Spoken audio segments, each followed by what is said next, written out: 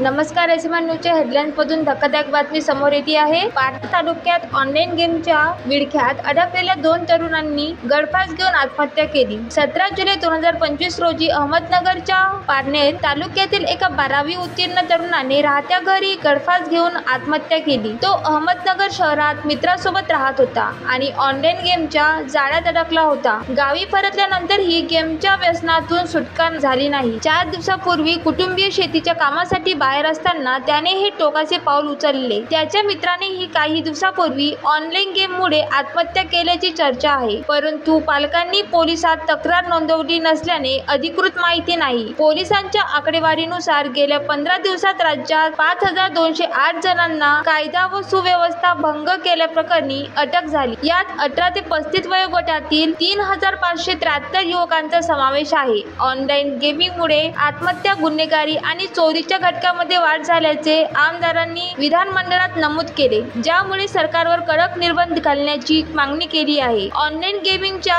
व्यसनाविरुद्ध काय कारवाई होणार? अधिक अपडेट्ससाठी एसएमआर न्यूजशी जोडलेले रहा। धन्यवाद।